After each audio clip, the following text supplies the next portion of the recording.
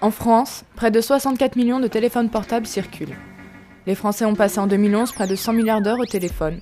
Pourtant, le portable, ce sacro-saint compagnon, commence à inquiéter. Des études scientifiques mettent en garde contre l'utilisation du portable, récepteur d'ondes électromagnétiques. Aujourd'hui, les opérateurs eux-mêmes préconisent un temps limité, tandis que les études indépendantes se multiplient.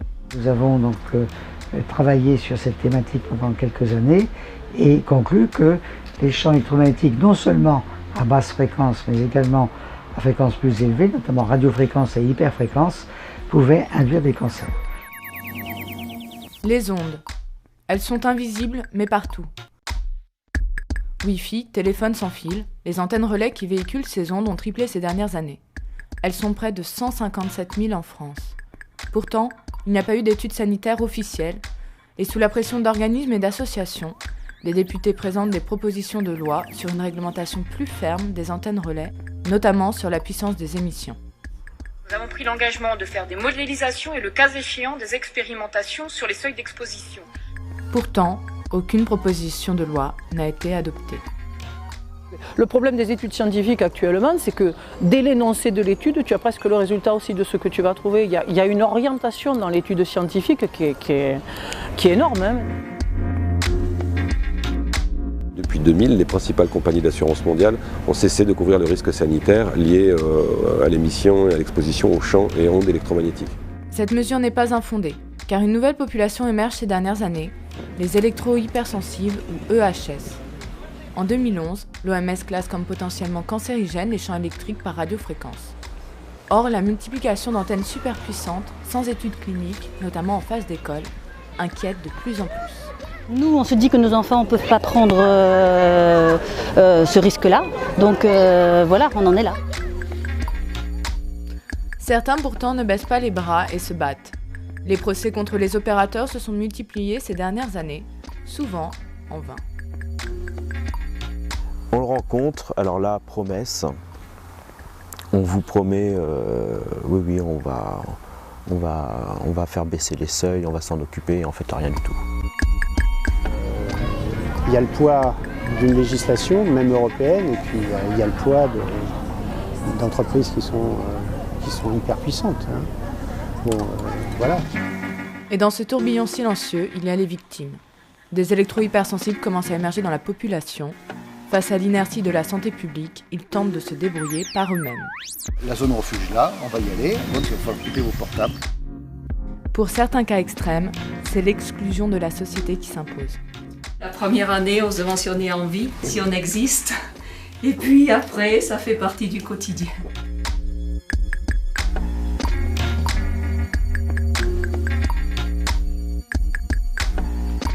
Devenues banales, les technologies sans fil ne seraient-elles pas en train de devenir le problème sanitaire du XXIe siècle ?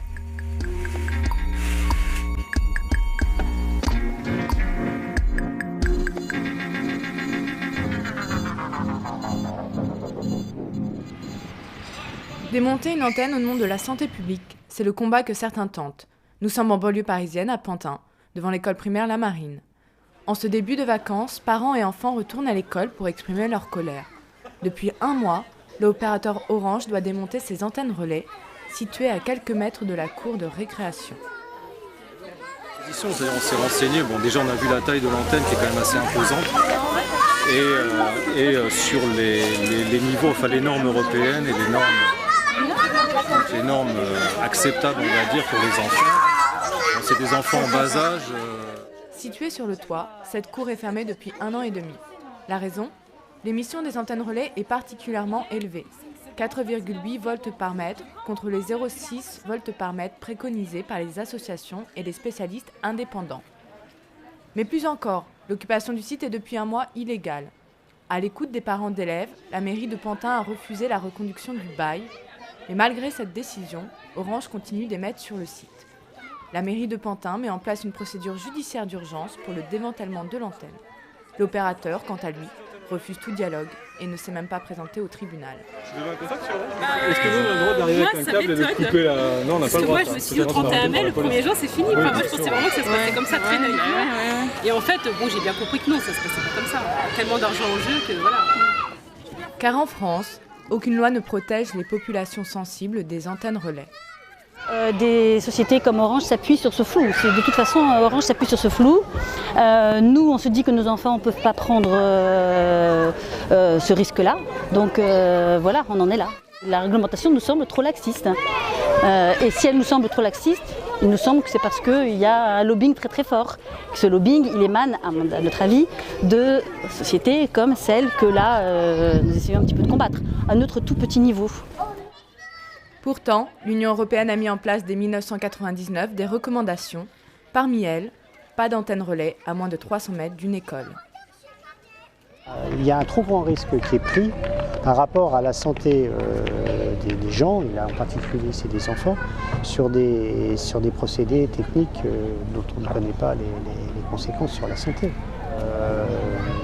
Il y a le poids d'une législation, même européenne, et puis il y a le poids d'entreprises qui sont hyper puissantes. Bon, voilà. Fermer une cour d'école reste le seul moyen pour se protéger, et ce n'est pas un cas isolé. Nous sommes à Lyon, surnommée ville de la Résistance. Devy a mené ce combat avec des parents d'élèves de l'école Gerson. En 2006, ce père de famille commence à s'interroger lorsque sa fille aînée rentre de l'école, couverte de plaques rouges sur tout le corps. D'autres enfants se plaignent de maux de tête, de saignements donnés à répétition et de vertiges. Dans un établissement voisin, 2 cas de cancer sont découverts au sein d'une même classe.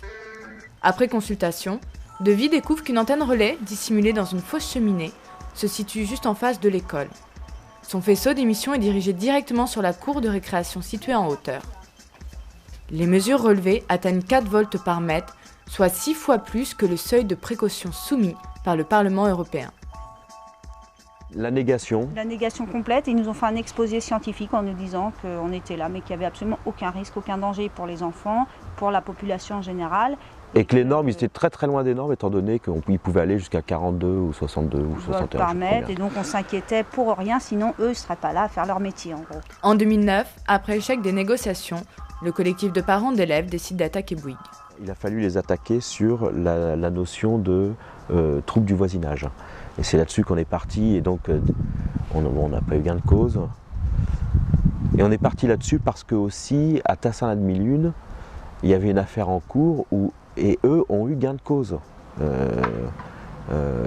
pour un pylône avec des antennes, et ils ont eu effectivement le trouble du voisinage. Donc on s'était dit, c'est peut-être la pierre angulaire, c'est comme ça. Alors que ce litige implique des parties privées, la mairie de Lyon intervient au titre du principe de précaution. Avec Bouygues, ils se sont concertés pour essayer de réduire les champs électromagnétiques sur la cour de récréation et sur l'école Gerson. Voilà. Ce qu'ils ont fait.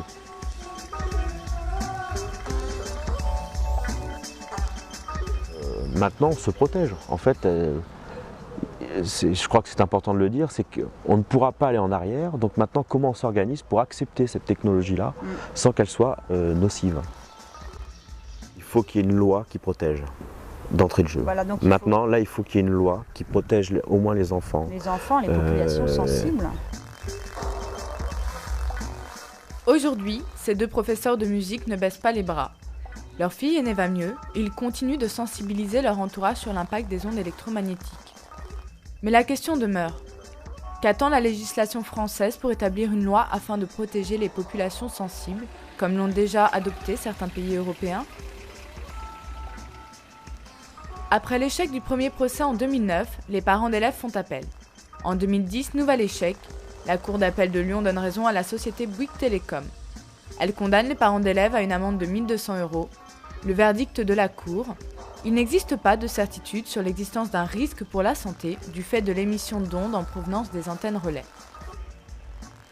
Des procès similaires se sont multipliés en France, mais l'absence d'études publiques qui prouveraient la nocivité de l'exposition aux ondes électromagnétiques freine toute avancée judiciaire et sociale à l'avantage des opérateurs de téléphonie mobile. Alors, comment la justice peut-elle agir quand la science stagne ? Lyon, 6e arrondissement. Nous avons rendez-vous dans un cabinet d'avocats. Car s'il y en a bien qui connaît le dossier Gerson, c'est Maître Heurtray. Sollicité, cet ancien parent d'élève s'est emparé du dossier avec beaucoup d'espoir. Je crois que depuis le départ, comme on était quand même dans un flou juridique, Et d'ailleurs, je crois que le flou juridique persiste en la matière. Je crois comme il y avait incertitude sur l'issue judiciaire en première instance, il y avait également incertitude sur l'issue en deuxième instance. Donc l'appel était tout à fait jouable. Nous, on avait quand même dans le dossier de Gerson, on se basait, et moi c'était vraiment mon espoir, je me basais fortement sur les décisions qui avaient été prises par le Parlement européen, qui avait quand même tiré une véritable sonnette d'alarme sur ce problème des ondes électromagnétiques. Bon, malheureusement, le tribunal n'a pas considéré que c'était suffisamment probant. Les parents d'élèves de l'école Gerson sont déboutés en cour d'appel avec comme motif « L'incertitude existe encore en l'absence d'études épidémiologiques suffisantes sur la nature des dangers encourus. » Comment les juges peuvent-ils délibérer alors que les scientifiques eux-mêmes hésitent ? Le premier magistrat des semaines paires, il était en effet plutôt enclin à considérer qu'il y avait donc un trouble anormal et qu'on pouvait en effet demander à l'opérateur de cesser toute nuisance. Le magistrat des semaines impaires, la semaine suivante, lui, dans une autre optique et ne considérait pas qu'il pouvait y avoir un trouble. Donc vous voyez, c'était vraiment de l'appréciation au cas par cas. Pourtant, des procès similaires donnent raison aux plaignants, comme à Nanterre. Le 18 septembre 2008, le tribunal de grande instance donne gain de cause à des riverains contre Bouygues Télécom. Le verdict est une première. Exposer son voisin contre son gré à un risque certain et non pas hypothétique, comme prétendu en défense, constitue un trouble de voisinage, dont le caractère anormal tient au fait qu'il porte sur la santé humaine. Le Parlement français, lui, pourrait en effet légiférer de manière beaucoup plus drastique. Bon, ce qu'il ne fait pas. Alors peut-être que la majorité ayant changé, et c'est vrai que les écologistes étant aussi désormais représentés au gouvernement et fortement au Parlement, on peut peut-être espérer une avancée sur ce domaine-là. Même si je suis relativement dubitatif sur une éventuelle avancée, tant qu'on n'aura pas d'avancée sérieuse en matière scientifique. Cependant, les études scientifiques ne manquent pas. Chine, Brésil, États-Unis, les effets des champs électromagnétiques sont testés sur des mammifères et prouvent des altérations neurologiques. En 2011, l'université de Shreveport, en Louisiane, lance le premier test sur un cobaye humain et arrive à la conclusion. Le sujet a démontré la fiabilité de ses réactions physiques en réponse aux expositions aux champs électromagnétiques, dans des conditions qui excluent tout rôle psychologique. Mais en France, peu de médecins sont sensibilisés au sujet de l'électro-hypersensibilité. À Lyon, le docteur généraliste Alexandre Rafalovic publie des travaux sur la question. Nommé EHS, les personnes atteintes de ce symptôme déclarent souffrir de troubles causés par l'exposition aux ondes. Lui-même électro-hypersensible, le docteur Rafalovic a diagnostiqué la fille de Davy Besson et nous en explique un peu plus sur cette maladie émergente. Je suis même pas sûr que ça soit une maladie. C'est une façon de réagir à une perturbation de l'environnement. Il y a les canaris. Les canaris, vous savez, c'est dans les mines. Les mineurs, ils avaient des canaris dans des cages.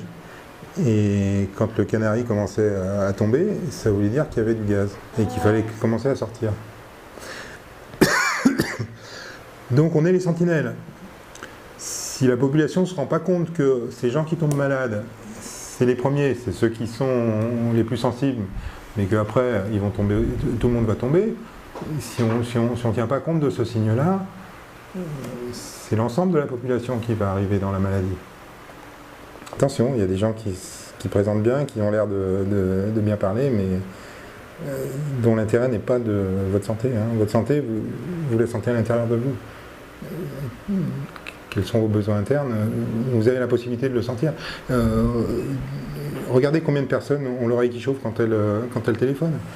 Et continuent à téléphoner quand même, parce qu'on leur dit c'est pas dangereux. Ces personnes-là, je leur dis écoutez votre sensation. Si les professionnels de santé ont du mal à se mettre d'accord, il en est de même chez les parlementaires français. Car sur ce point, la France est l'élève belliqueuse de l'Europe. Le Parlement européen demande dès 1998 une réglementation plus stricte et une limitation des émissions. Des pays tels que l'Autriche, l'Italie et la Belgique suivent ces recommandations européennes. En France, les élus sont réticents. Pourtant, quelques députés français ont tenté de légiférer sur les antennes relais.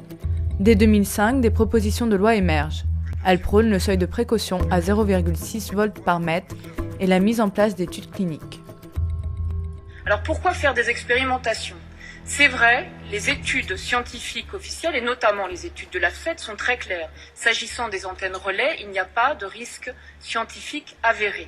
Pour autant, il y a une demande sociale très forte qui se base d'abord sur une réalité, c'est qu'il y a 10 régions ou États européens qui ont adopté des normes d'émission plus faibles, notamment pour les publics sensibles. Aucune de ces propositions de loi ne seront adoptées. Il faudra attendre 2009, sous la pression d'associations et d'études scientifiques, Roselyne Bachelot, alors ministre de la Santé, organise avec Nathalie Kosciusko-Morizet, ministre de l'Écologie, et Chantal Joanneau, une table ronde sur les ondes électromagnétiques. Nommé Grenelle des ondes, ce colloque réunit associations, médecins et politiques. Il a pour but d'éclaircir les possibles dangers pour la santé et les mesures gouvernementales à prendre. Nos études officielles nous disent qu'il n'y a pas de difficulté, il n'y a pas de problème a priori sur les antennes relais. D'autres études disent qu'il peut y avoir un doute. Suite à ce colloque, coup de tonnerre pour les associations. Le communiqué de la ministre de la Santé déclare « Qu'en l'état actuel des connaissances, une révision des seuils réglementaires n'est pas justifiée d'un point de vue sanitaire. » Cette déclaration passe ainsi sous silence un mois de débat dans une ambiance électrique. Cependant, des décisions sont prises. Des expérimentations de baisse des émissions doivent être mises en place et une étude clinique sur l'électro-hypersensibilité est proposée par les autorités sous d'étranges conditions. Des études sont payées pour l'instant 50% par l'État et 50% par les opérateurs. Nous souhaitons que les financements des opérateurs prennent la forme d'une redevance. La redevance étant versée à l'opérateur public, enfin au responsable public qu'est l'État, par l'intermédiaire de ces agences. Et comme cela, le financement de ces études scientifiques sera totalement transparent. Quand en recherche publique on trouve qu'un produit aux concentrations environnementales ne présente pas de très grands risques et que cette recherche a été financée par des fonds publics, à ce moment-là, on est crédible. Si on était financé par l'industriel qui fabrique ce produit, on ne le saurait pas. En février 2012, la première étude publique sur les personnes dites électro-hypersensibles démarre à l'hôpital Cochin. Cette étude reçoit des patients et détermine leur sensibilité aux ondes. Coup de théâtre 2 jours après le lancement, le professeur Chouda, en charge de l'étude, déclare que celle-ci se concentrera exclusivement sur les troubles psychosomatiques et non physiologiques. Le docteur Bellepomme, chercheur indépendant sur le sujet, est sceptique. Écoutez, l'étude de Cochin elle présente plusieurs handicaps. Le premier handicap, c'est d'abord d'être dogmatique et de considérer que la maladie, que la pathologie n'est pas liée au champ électromagnétique. Donc on parle du principe que ça n'est pas lié au champ électromagnétique et que, par conséquent, les malades, en quelque sorte, inventent leur maladie et donc, à partir du moment dans cette configuration, eh bien, il faut les considérer comme des malades atteints de maladies psychiatriques. Le combat du docteur Bellepomme passe également par l'enseignement. L'ARTAC organise des cours de médecine environnementale. Le but ? Sensibiliser les médecins aux nouvelles problématiques sanitaires dues aux interactions entre l'environnement et l'homme. Bon, pour l'électrosensibilité, on a quand même des gens où c'est évident, rien que parce que tu les enlèves du milieu électrosensible, ils ont plus de troubles. Après, bon, effectivement, il faut démonter les mécanismes scientifiques et ça, c'est effectivement difficile parce que ça demande des tas d'études, des tas de preuves. Mais bon, il y a aussi le bon sens qui fait que, quand même, quand des gens ont des problèmes, après on dit c'est dans leur tête. Mais ça, c'est chaque fois que la science ne comprend pas. D'ailleurs, la fibromyalgie, des tas de maladies, ça a été comme ça. C'est des maladies qui ont été dénigrées en disant que les gens avaient des problèmes psy. Forcément, ils ont des problèmes psy parce qu'ils ne sont pas reconnus, ils ne sont pas bien et personne ne sait leur dire ce qu'ils ont. Forcément, ils ne sont pas forcément très rigolos et très actifs, ils sont plutôt déprimés, effectivement. Donc enfin, il y a des gens qui réfléchissent sur les causes, qui essaient de les mettre en évidence, sauf que ces causes vont demander des changements de façon de penser et de façon de fonctionner dans notre société et ça gêne beaucoup de gens. Les associations de défense des EHS appellent au boycott de cette étude. Pour eux, les propos du professeur Chouda montrent que les conclusions semblent avoir été définies à l'avance. Contacté, le professeur n'a pas souhaité répondre sur les choix d'orientation de l'étude. La reconnaissance de l'EHS comme une maladie en France stagne. En attendant, face à la lenteur gouvernementale, les associations s'organisent et tirent la sonnette d'alarme. C'est que nous, on préfère des Français en bonne santé plutôt que des Français mieux remboursés. Voilà, Parmi elles, l'association Robin des Toits informe sur le danger que peuvent représenter les antennes relais. Ce qu'il faut, c'est une reconnaissance de l'électro-hypersensibilité et ensuite appliquer une politique un peu type de celle qu'on a vue sur le tabac. C'est-à-dire qu'il y avait des endroits où les gens pouvaient fumer, des endroits où ils ne fumaient pas. Donc il faut favoriser ce type de politique de manière à ce que les électro-hypersensibles puissent aller et venir sur nos territoires de façon à respecter ce que nous propose la République, à savoir égalité d'accès partout. On a demandé que pour la 4G, on fasse une étude d'impact sanitaire préalablement à la mise sur le marché, comme on le fait pour les molécules dans le cadre de la pharmacie. On étudie avant de lancer sur le marché ces molécules pour savoir si elles sont dangereuses pour la santé, s'il y a des effets secondaires. On devrait faire la même chose pour la 4G. Il n'y a pas encore un marché, il n'y a pas un besoin créé dans la population. On devrait savoir si c'est dangereux ou pas avant et ne pas traiter encore une fois la population en cobaye. Faute de reconnaissance publique et de structure, certains EHS s'organisent par eux-mêmes.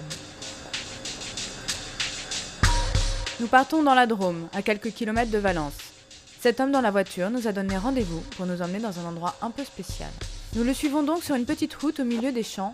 Au bout de 10 minutes, une grille, des panneaux d'avertissement. Visiblement, nous sommes arrivés. Donc, le conservatoire des espaces naturels Rhône-Alpes, la zone refuge là, on va y aller, l'accès est ici. L'accès privé, c'est une propriété privée. Et par contre, il va falloir couper vos portables complètement. Hein. Voilà, vous les arrêtez. Si Serge nous demande d'éteindre nos téléphones portables, c'est que ici, tout ce qui émet des ondes est considéré comme dangereux. EHS Refuge est le premier village sans ondes de France. Serge Sergentini en est le directeur et le président de Next Up, une ONG qui informe sur les risques des ondes électromagnétiques. Ceux qui viennent se réfugier ici se disent EHS. En clair, les ondes provoqueraient chez eux des réactions physiques plus ou moins graves.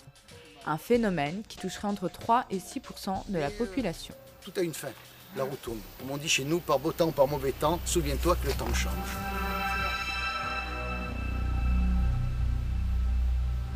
Donc le monde change, il y a une pollution, il y a une électropollution de l'air. C'est une nouvelle pollution qui est invisible et qui est très difficile à cerner pour beaucoup de gens.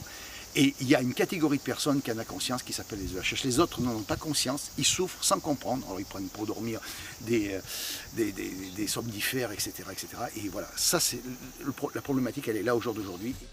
Les visiteurs viennent de toute l'Europe pour profiter de cette zone anti-ondes. Séjourner à l'EHS Zone Refuge est gratuit, une seule consigne, la nourriture est à la charge des réfugiés.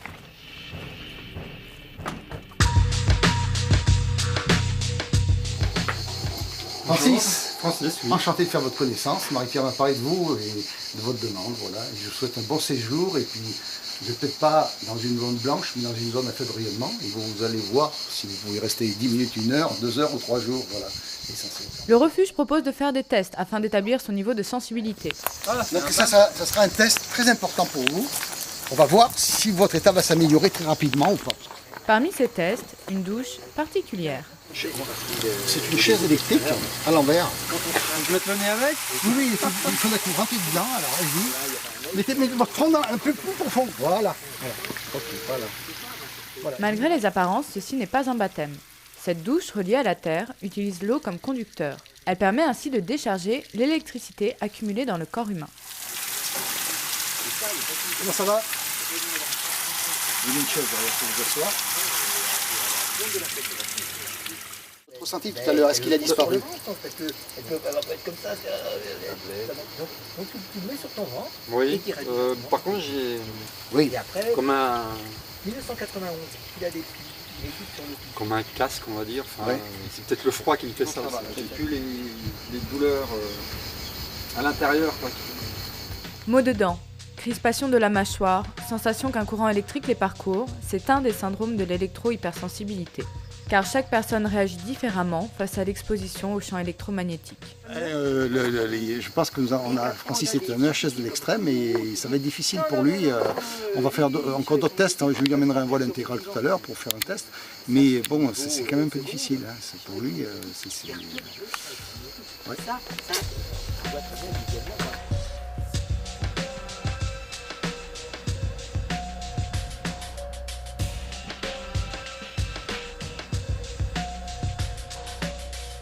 Francis, ancien électricien, est venu ici chercher des explications à ces troubles. En fait, de 2000 à 2010, mon corps m'a énormément informé. J'ai fait énormément de sciatique, de lumbago. En plus, j'avais toujours mon téléphone à l'époque sur moi, au niveau de la ceinture. Donc, perso, je m'irradiais. Au boulot, j'étais de plus en plus irradié. Et du jour où je n'ai plus du tout eu mon téléphone portable, je n'ai plus fait une seule sciatique. Miracle. Plus j'en parlais autour de moi pour voir si d'autres personnes étaient comme moi, plus je me faisais prendre pour un fou, pour rabaisser tous les côtés, même au boulot. Ce dénigrement du malade, résultat du scepticisme, amène souvent à une rupture sociale. Séjourner dans ce refuge n'est pas synonyme d'isolement, c'est l'occasion d'échanger et de se faire comprendre. Philippe Tribaudot, lui-même EHS, habite la région et vient régulièrement rendre visite. Président de l'association Une Terre pour les EHS, il met en garde contre la marginalisation et l'isolement des malades. Un EHS, c'est quelqu'un de normal, qui vit dans un milieu anormal, qui est un milieu aujourd'hui irradié par des champs électromagnétiques micro-ondes artificielles, non ionisants, mais qu'on le ressente ou qu'on ne les ressente pas, on vit tous, vous êtes tous irradiés. Mais à partir du moment où c'est à l'échelle planétaire, à des doses sans limite, parce que la norme française de 41-61 volts par mètre est la dose létale à laquelle un organisme vivant humain va perdre sa régulation thermique. Donc, à partir du moment où la légalité a été faite par les lobbies industriels, c'est eux qui ont fixé les normes, et que ces normes sont létales, on est forcément dans le cadre de la loi, c'est-à-dire qu'on a 5 volts, 10 volts, 15 volts par mètre. Mais 15 volts par mètre, pas de panique, ma bonne dame de 50 ans, la parfaite ménagère de la France. Vous êtes 3-4 fois à des doses inférieures aux normes légales. Donc, vous ne pouvez pas en souffrir. Et ça, les politiques le savent, les industriels le savent. On est en train d'assassiner, alors pour certains assez rapidement, pour d'autres ça mettra plus de temps, en fonction de, on n'est pas tous égaux, on est en train d'assassiner une partie de l'humanité, notamment les enfants, simplement pour avoir le plaisir de jouir de quelques technologies sans fil, dont on s'est très bien passé jusqu'à il y a une vingtaine d'années. Moins de 3% du territoire français n'est pas couvert par les antennes relais. Alors à défaut de zones blanches, les électro-hypersensibles se protègent comme ils peuvent. Il s'agit d'un tissu spécial en métal qui réfléchit les ondes et donc qui les empêche d'atteindre le corps. Donc on n'a plus de douleur, plus de ressenti, on est bien. Et là c'est vrai que ça va. Ici au refuge, tout est conçu pour s'isoler des ondes au maximum. La visite continue avec les caravanes anti-ondes, indispensables pour les EHS, car pendant la nuit, les ondes perturberaient la mélatonine, l'hormone régulatrice du sommeil. C'est ce qu'on appelle cage de Faraday, mais lorsqu'elle n'est pas reliée à la Terre, elle est cage de Faraday. Lorsqu'elle est reliée à la Terre, elle n'est plus cage de Faraday. Cage de Faraday, donc c'est le principe que toutes les ondes restent autour, elles ne pénètrent pas à l'intérieur.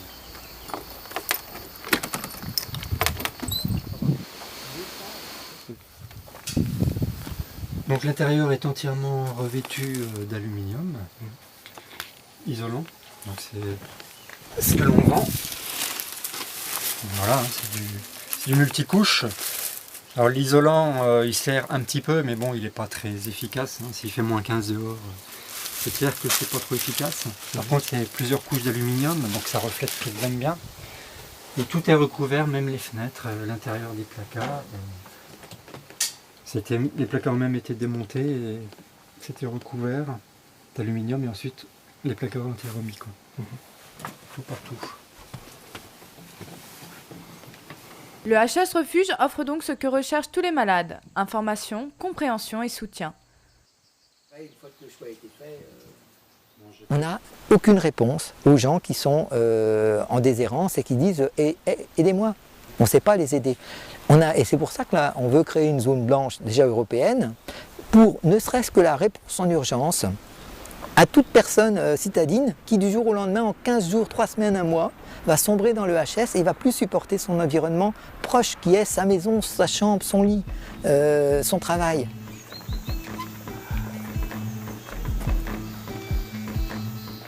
Aujourd'hui, je ne me projette pas dans l'avenir. Je vis un peu au jour le jour. Je ne fais plus de projets à long terme, si ce n'est de trouver la paix avec moi-même, dans un endroit où je serai bien.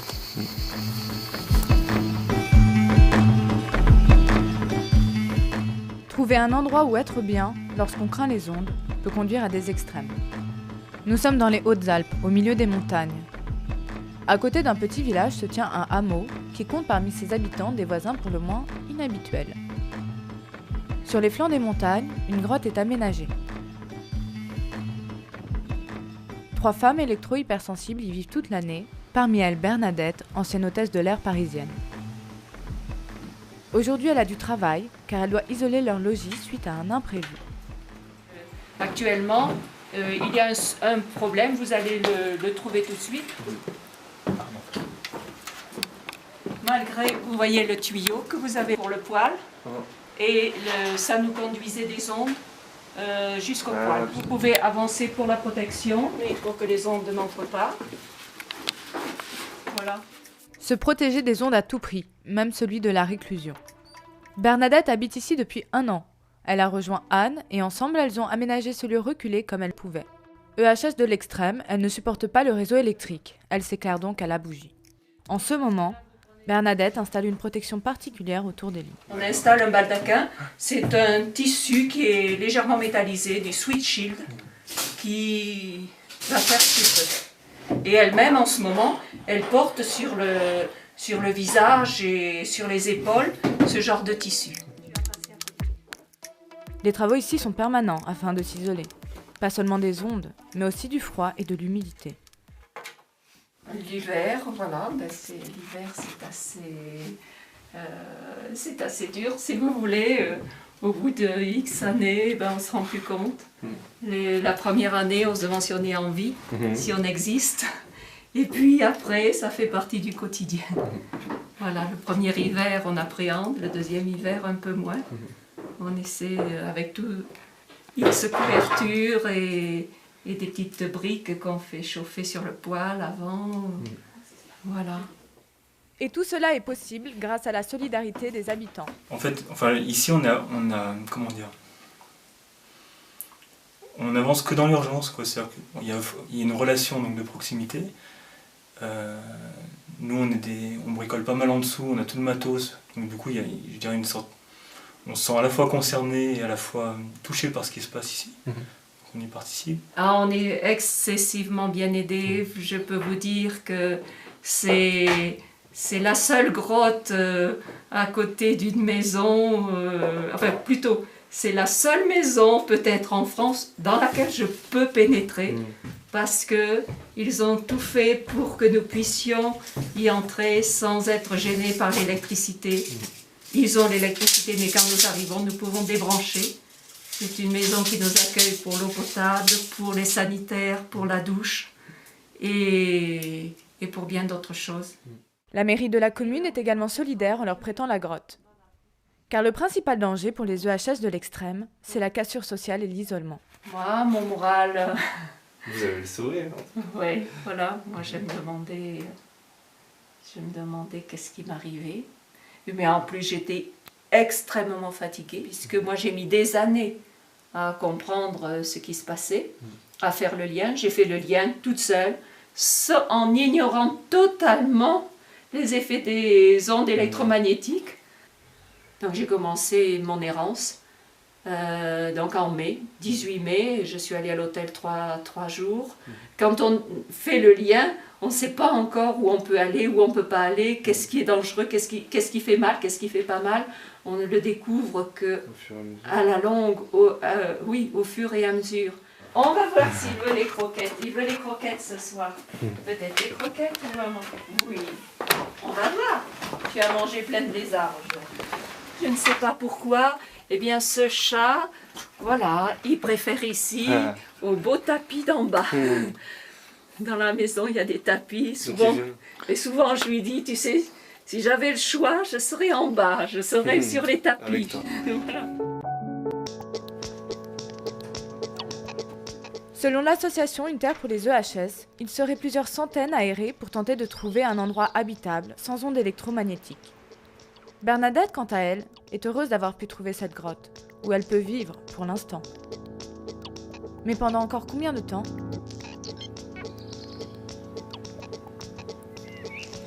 Vivre dans une grotte au XXIe siècle, impensable, mais vrai.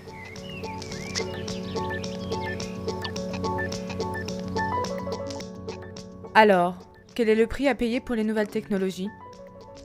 Pourquoi les études scientifiques se contredisent-elles autant? Et qu'attend l'État pour appliquer un principe de précaution? Aurait-on oublié que tous nos sens, et également notre pensée, sont issus d'impulsions électriques du système nerveux? De nos jours, nous sommes littéralement plongés dans un bain électromagnétique, et nous savons désormais que l'exposition à ces ondes n'est pas sans conséquence. Mais serions-nous prêts pour autant à remettre en cause notre mode de vie ?